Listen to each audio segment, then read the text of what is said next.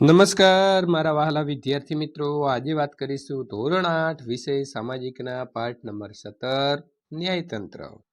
તમે સંપૂર્ણ વિદ્યાર્થી મિત્રો પાઠ ભણી લીધો હશે અને સ્વાધ્યાયન પોથી પણ પ્રથમ જાતે તમારે પૂરવાની રહેશે અને ત્યારબાદ અહીંથી જવાબો ચકાસી શકો છો. સાચો વિકલ્પ લખવાનો હતો. પહેલો પ્રશ્ન છે કે મકાન, જમીન કે અન્ય સંપત્તિના હક અંગેના દાવાઓ કેવા દાવા કહેવાય? તો દીવાની એટલે કે બી. ચોરી, લૂંટફાટ, ખૂન, મારામારી વગેરે દાવાઓ કેવા કહેવાય? તો ફોજદારી એટલે કે એ. ભારતના ન્યાયતંત્રની ટોચ ઉપર કઈ અદાલત છે? તો સર્વોચ્ચ અદાલત, જેને આપણે સુપ્રીમ કોર્ટ કહીએ છીએ. નંબર 4, સિવિલ જજની કોર્ટ કેટલા લાખ સુધીના નાણાકીય હિસ્સાના નાગરિક કેસોની સુનાવણી હાથ ધરે છે? તો જવાબ મિત્રો આવે છે 25 લાખ રૂપિયા આવે છે. 4 ઓપ્શન ખોટા છે. નંબર 5, ગુજરાત રાજ્યની વડી અદાલત ક્યાં આવેલી છે? તો સોલા, અમદાવાદ એટલે કે બી ઓપ્શન સાચો છે. વડી અદાલતમાં વ્યવહાર માટે કઈ ભાષા ચાલે છે? તો અંગ્રેજી. સી, ભારતની સર્વોચ્ચ અદાલતનો પ્રારંભ ક્યારે થયો? તો મિત્રો આપણે 26 જાન્યુઆરી જે છે તે આપણો પ્રજાસત્તાક દિન ઉજવીએ છીએ અને તેના 2 દિવસ પછી 28 જાન્યુઆરી ખાસ તારીખ તમારે એવી રીતે યાદ રાખવાની છે. 1950ના રોજ અદાલત જે છે તેનો આરંભ કરવામાં આવ્યો હતો. આપણા દેશની સર્વોચ્ચ અદાલત ક્યાં આવેલી છે? તો દિલ્હી. બી, સર્વોચ્ચ અદાલતના ન્યાયાધીશને દૂર કરવા ખાસ પ્રક્રિયા હોય છે તો તેને શું કહેવાય? તેને મહાભિયોગ કહેવાય છે, એટલે કે એ ઓપ્શન સાચો છે.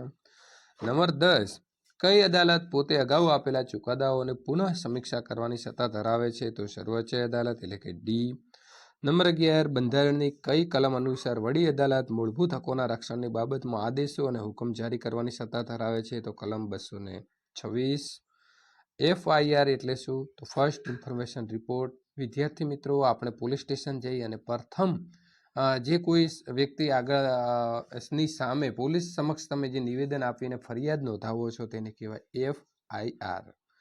વડી અદાલતના કાર્યમાં નીચેનામાંથી કયું ખોટું છે? તો સી, રાષ્ટ્રપતિ કે ઉપરાષ્ટ્રપતિની ચૂંટણી વિશે વિવાદ ઉકેલવાની સત્તા છે. નંબર 14, તાલુકા અદાલત માટે નીચેનામાંથી કયું વિધાન લાગુ પડતું નથી? તો ડી, નીચેનામાંથી કયું કાર્ય સર્વોચ્ચ અદાલતનું છે? તો બંધારણના અર્થઘટન માટે થયેલા ચુકાદા ઉપર અપીલો જે છે તે સાંભળે છે. નજીરી અદાલત વિશે નીચેનામાંથી કયું વિધાન લાગુ પડતું નથી? તો મિત્રો ડી, જેને સુઓ મોટો કહેવામાં આવે છે એ વિધાન તેને લાગુ નહીં પડે. સર્વોચ્ચ અદાલત તો દિલ્હી. ડી, લોક અદાલતનો સૌ પ્રથમ પ્રયોગ તો ઈ, ગુજરાત. આંખે પાટા અને હાથમાં ત્રાજવું તો ન્યાયની દેવી છે, એટલે ઓપ્શન આવશે એ. સૌથી નીચલી કોર્ટ તાલુકા અદાલત તો આવશે બી. જિલ્લા ન્યાયાધીશની નિમણૂક તો આવશે રાજ્યપાલ. સી, ખરા ખોટા? પેલું છે મિત્રો, જિલ્લા અદાલતના ન્યાયાધીશ ફોજદારી મુકદ્દમો ચલાવે ત્યારે તેને સેશન્સ ન્યાયાધીશ કહેવામાં આવે છે, તો સાચું. ગુજરાતની વડી અદાલત ગાંધીનગરમાં આવેલી છે, તો ખોટું. અમદાવાદમાં છે. લોક અદાલતમાં કેસ દાખલ કરવા ફી ભરવી પડે છે, તો ખોટું. મિત્રો મફત હોય છે લોક અદાલત. સર્વોચ્ચ અદાલત રાષ્ટ્રપતિ કે ઉપરાષ્ટ્રપતિની ચૂંટણી વિશે વિવાદ ઉકેલવાની સત્તા ધરાવે છે, તો સાચું. ક્યારેક અદાલત પોતે જાહેર હિતની બાબતે કેસ દાખલ કરે છે, જેને સુઓ મોટો કહેવામાં આવે છે, તો સાચું. પ્રશ્ન નંબર મિત્ર 3, યોગ્ય શબ્દ વડે નીચેની ખાલી જગ્યા પૂરો. સર્વોચ્ચ અદાલતના ન્યાયાધીશોની મુદત 65 વર્ષની હોય છે. કોર્ટ ઓફ રેકોર્ડ્સ એટલે નજીરી અદાલત. સરકારના મુખ્ય અંગો પૈકી ન્યાયતંત્ર સ્વતંત્ર છે. ભારતની અંદર આજે પણ હરિયાણા, ચંડીગઢ વચ્ચે માત્ર એક જ વડી અદાલત આવેલી છે. સર્વોચ્ચ અદાલતના ન્યાયાધીશોને દૂર કરવા સંસદના બંને ગૃહોની અંદર 2/3 બહુમતીય દરખાસ્ત પસાર કરવી પડે છે. પ્રશ્ન નંબર 4 એ નીચેના પ્રશ્નોના ઉત્તર 1-2 વાક્યની અંદર લખો. દીવાની દાવામાં કઈ બાબતનો સમાવેશ કરી શકાય? તો દીવાનીની અંદર મકાન, જમીન, અન્ય સંપત્તિનો હક દાવો જે છે તેનો સમાવેશ થાય છે. સર્વોચ્ચ અદાલત નજીરી અદાલત ગણાય છે. સમજાવો. તો અદાલતના ચુકાદાની નોંધ પુરાવાનું મૂલ્ય ધરાવે છે. જ્યારે તે રજૂ કરવામાં આવે ત્યારે તેને કાયદેસરતા સામે વાંધો લઈ શકાતો નથી. તેને નજીરી અદાલત કહેવામાં આવે છે. લોક અદાલતના 2 ફાયદાઓ જણાવો. તો લોક અદાલતના કારણે બીજા કેસોનો ભરાવો જે થઈ ગયો છે તે ઓછો થઈ જાય છે. સર્વોચ્ચ અદાલતના કોઈ પણ 2 કાર્ય. તો સર્વોચ્ચ અદાલત તે ન્યાય માટેની સર્વોપરી આખરી અદાલત છે અને તેનો ન્યાય અંતિમ ગણાય છે. નીચે આપેલી અદાલતને મિત્રો તમારે સર્વોચ્ચ કક્ષા સુધી ચડતા ક્રમમાં લખવાનો છે. તો પેલી તાલુકા અદાલત, જિલ્લા અદાલત, વડી અદાલત અને સર્વોચ્ચ અદાલત. પારિભાષિક શબ્દો આપવાના છે. એફઆઈઆર, તો એફઆઈઆરનું પૂરું નામ ફર્સ્ટ ઇન્ફોર્મેશન રિપોર્ટ. ફરિયાદ અંગેની માહિતી પ્રથમવાર મળતી હોવાથી તેને પ્રથમદર્શી અથવા તો પ્રથમ માહિતી નોંધ કહેવામાં આવે છે. લોક અદાલત, રોજ અદાલતમાં આવતા કેસોની સંખ્યાની સામે નિકાલ થતા કેસોની સંખ્યા ઓછી હોવાથી અદાલતમાં કેસોનો ભરાવો થઈ જાય છે. આ કેસોનો મિત્રો ભારણ ઘટાડવા માટે સરકાર શ્રી દ્વારા કાયદા વિભાગ દ્વારા લોક અદાલતનું આયોજન કરવામાં આવે છે. મહાભિયોગ, તો સર્વોચ્ચ અદાલતના ન્યાયાધીશને માત્ર સાબિત થયેલી ગેરવર્તણૂક કાર્ય સત્તા કે બંધારણીય મર્યાદાઓના ભંગના આધારે મહાભિયોગ દ્વારા હોદ્દો પરથી દૂર કરી શકાય છે.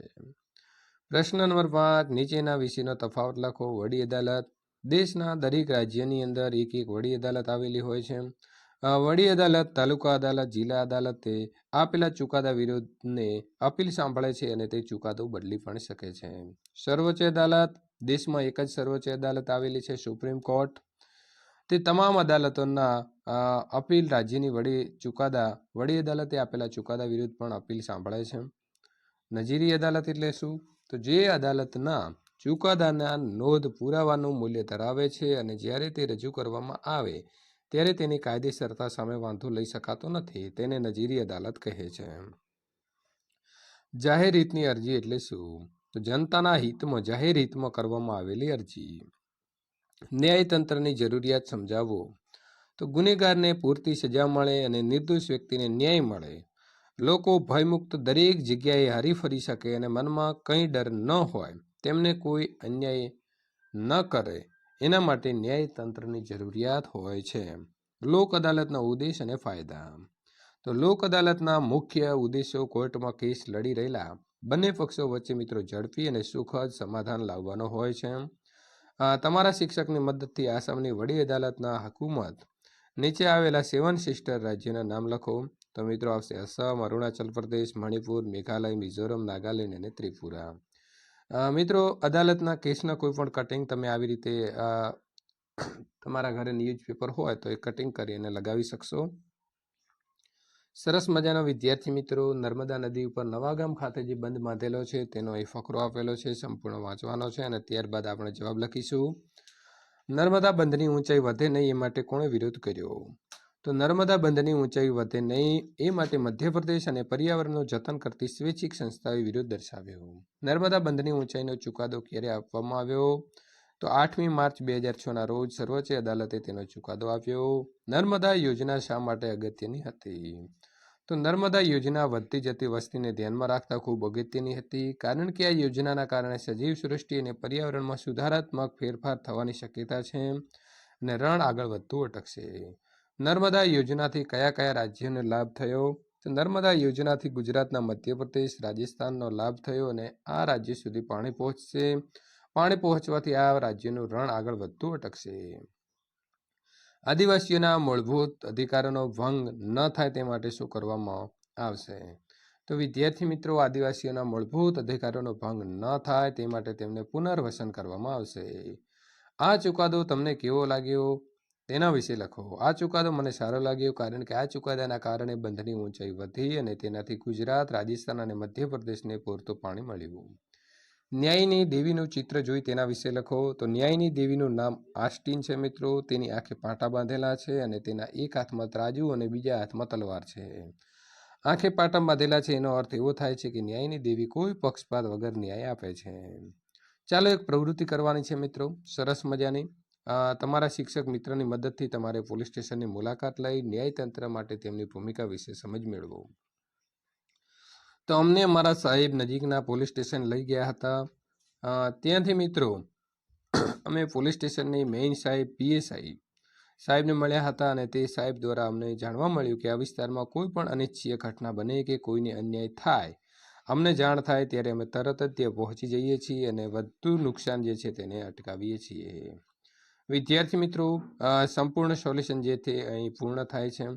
મિત્રો આ વધારાના શબ્દો છે તો તમારે કાઢી દેવાના છે. જો તમને અમારો વિડીયો ગમતો હોય તો લાઈક કરી તમારા મિત્રો સુધી શેર કરવાનું ભૂલશો નહીં.